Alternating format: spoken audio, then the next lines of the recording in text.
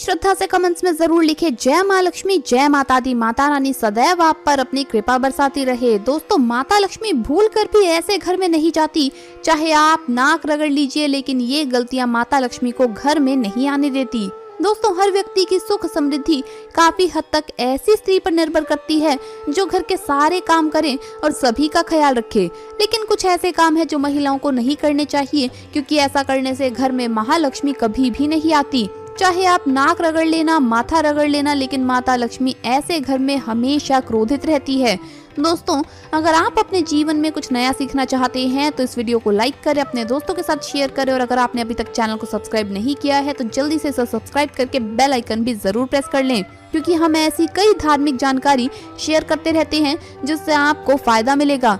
तो चलिए शुरू करते हैं। दोस्तों, नंबर 1, जो महिलाएं हमेशा वासना में डूबी रहती है, दूसरों की चुगली करती है, दूसरों के घरों में ताका झाकी करना पसंद करती है, वहां पर धन हानि होती है, परिवार में कष्ट आते हैं। गरुड़ पुराण के अनुसार ऐसा मनुष्य सभी तरह के सुख, धन, दौलत से वंचित रहता है। माता लक्ष्मी ऐसे घर में गलती से भी नहीं जाती। दोस्तों, नंबर 2, जिस घर की महिलाएं झाड़ू को पैर से लगाती है या पैर से ठोकर मारती है, वहां कभी भी माँ लक्ष्मी का वास नहीं हो सकता। ऐसे घर में जिंदगी भर गरीबी रहती है। माना जाता है कि झाड़ू में देवी लक्ष्मी का वास होता है। दोस्तों, नंबर 3, अगर आपके घर की महिलाओं की आदत है कि तवा और कढ़ाई जैसे झूठे बर्तन रखकर सो जाती है, तो ऐसे घर में सुख समृद्धि कभी भी नहीं आती। ये गरीबी और दुखों का कारण होता है, क्योंकि झूठे बर्तन भी श्राप देते हैं। इसीलिए रात को चूल्हे पर झूठे बर्तन ना रखें।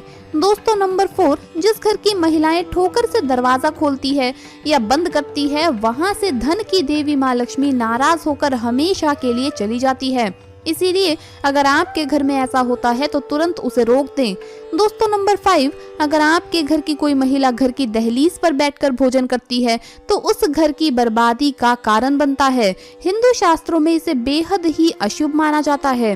बिन मतलब का भोजन करना, पति की हैसियत से ज्यादा खर्च करना, इन सब से घर में विनाशकारी बर्बादी आती है। दोस्तों, नंबर 6, हफ्ते में एक बार नमक मिले पानी से पोछा लगाइए। ऐसा करने से माता लक्ष्मी की कृपा बनी रहती है। अधूरी साफ सफाई करने से महालक्ष्मी क्रोधित होकर चली जाती है। दोस्तों, नंबर 7, जिस घर की महिलाएं रात या शाम को झाड़ू लगाती है, उस घर में कंगाली अवश्य आ जाती है। इसीलिए इस आदत को छोड़ दें। माता लक्ष्मी नाराज हो जाती है, क्योंकि ये समय माता लक्ष्मी के आराम करने का है। दोस्तों, नंबर 8, अगर घर की महिलाओं को देर तक सोने की आदत हो तो वो घर और परिवार जल्द ही नष्ट होने लगता है। देर तक सोना और सुबह उठना अपने पति और उसके परिवार और ससुराल वालों के लिए असफलता का कारण बनता है। माता लक्ष्मी इनका साथ कभी भी नहीं देती। दोस्तों, नंबर 9, जो महिलाएं सुबह जल्दी उठकर अपना आंगन साफ नहीं करती, ऐसे घर में देवी लक्ष्मी कभी भी प्रवेश नहीं करती। घर की महिलाओं को सुबह उठने के बाद आंगन में पानी छिड़कना चाहिए और थोड़ा सा गंगा जल छिड़कना चाहिए और घर साफ रखना चाहिए। ऐसे घर में माता लक्ष्मी प्रवेश करती है। जिस घर में गंगा जल से छिड़काव होता है, वहाँ देवी लक्ष्मी समस्त देवी देवता अवश्य वास करते हैं। दोस्तों, कहा जाता है कि महिलाओं को समझना बहुत ही मुश्किल काम है, क्योंकि महिलाएं हमेशा से ही पुरुषों के लिए किसी पहेली से कम नहीं होती। एक महिला को हम बहन, माँ, दादी, पत्नी और दोस्त के किरदार में देखते हैं और वो अपने हर किरदार को बखूबी निभाती है।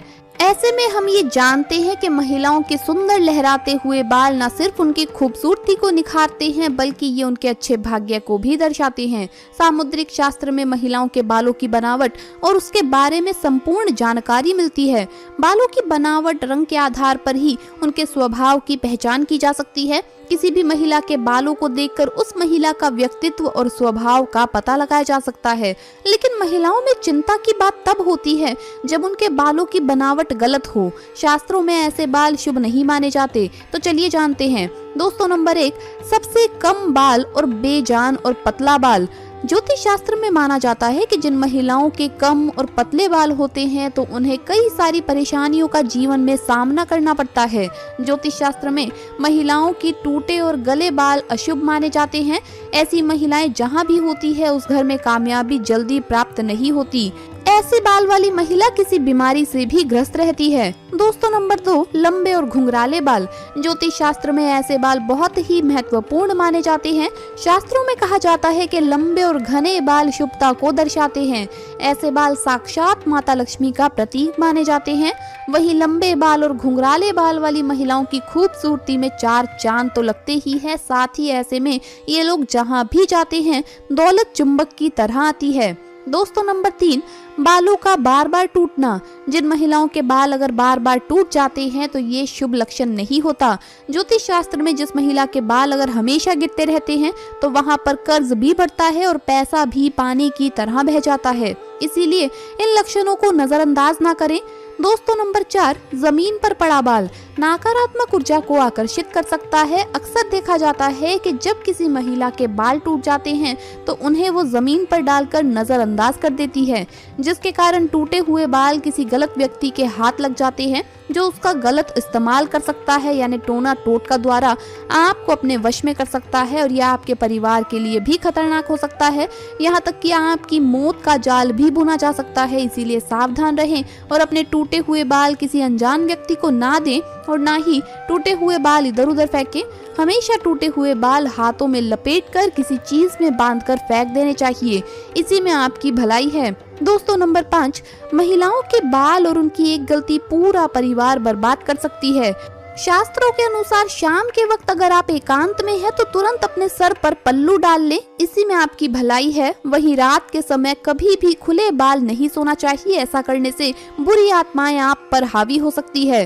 दोस्तों वहीं नजर से बचने के लिए बार बार अपने लंबे और घने बालों का प्रदर्शन कभी भी ना करें, इससे आप बर्बाद हो सकते हैं। ऐसे में आपको किसी की भयानक नजर भी लग सकती है। नजर एक बीमारी है जिसके कारण पत्थर भी टूट जाता है, तो आप तो एक मामूली इंसान है, इसलिए इस बात का खास ख्याल रखें। दोस्तों एक कहावत है, जितनी चादर हो उतना ही पैर पसारना चाहिए। हर पत्नी को चाहिए कि अपने घर की कमाई का ध्यान रखकर खर्चा करे और बजट बनाए। अगर आप पैसों के मामले में समझदार नहीं है तो यह आपको बाद में महंगा पड़ सकता है। लगातार लग्जरियस चीजों की कमी की शिकायत करते रहना अच्छी बात नहीं है। अगर आपके पति कर्ज में डूबेंगे तो इससे उन पर तनाव बढ़ेगा और ऐसी स्थिति में आपसे भी मनमुटाव हो सकता है। अब उदाहरण के तौर पे मान लीजिए कि आप कोई लग्जरी बैग खरीदना चाह रही थी और वो आप नहीं खरीद पा रही, लेकिन आपके पति इस बात की मन ही मन तारीफ जरूर करेंगे कि आप उनका सम्मान करती है और वो जो कुछ आपको उपलब्ध कराते हैं उसी में आप खुश हैं। इससे एक दूसरे के प्रति प्यार और सम्मान दोनों बढ़ता है और जिस घर में पति पत्नी के बीच प्रेम होता है, माँ लक्ष्मी सदैव उस घर पर अपनी कृपा बरसाती है। तो इसलिए इस बात का आप खास ख्याल रखें। दोस्तों मान लीजिए आपको अपने पड़ोसियों से नफरत है। घर के आसपास होने वाला शोर, पड़ोसियों का बर्ताव, आपका ऑफिस का सहयोगी आपको परेशान कर रहा है, नौकरानी का खराब काम, हर वक्त अगर आप इस तरह की शिकायतें करती रहती हैं तो इसका आपके ही रिश्ते पर बुरा असर पड़ता है। घर की स्त्री अगर बार बार हर बात पर शिकायत करती है तो उस परिवार के रहने वाले सदस्यों का मानसिक तनाव भी बढ़ता है। हो सकता है कई बार आपकी आलोचना सही हो, फिर भी आपको अपने पति के सामने हर किसी की बुराई नहीं करनी चाहिए। इससे उनके मन में आपकी एक नकारात्मक छवि तो बनेगी ही बनेगी, साथ ही ऐसे घर में माँ लक्ष्मी भी वास नहीं करती। आपके पति जैसे ही घर में प्रवेश करते हैं आपको अपने दिमाग में सारी नेगेटिव बातों को हटा देना चाहिए। लड़कों को चीजों को सुलझाना पसंद होता है और अगर आप शिकायतों का ढेर उनके आगे लगा दे दोस्तों तो शायद वो आपसे दूर होते चले जाएंगे। और जिस घर में पति पत्नी के बीच में दूरियां होती है दोस्तों, उस घर में दरिद्रता अपनी जगह बना लेती है। हर आदमी चाहता है कि वो अपनी पत्नी को खुश रखे, लेकिन अगर आप उनको महसूस कराएंगी कि आप परेशान है, हर चीज में आपको शिकायत है, तो ऐसे में पति पत्नी के बीच में दरारें आना शुरू हो जाएगी। क्योंकि दोस्तों घर की स्त्री हमेशा शिकायत करती हो और खुश ना हो तो ऐसे घर में देवी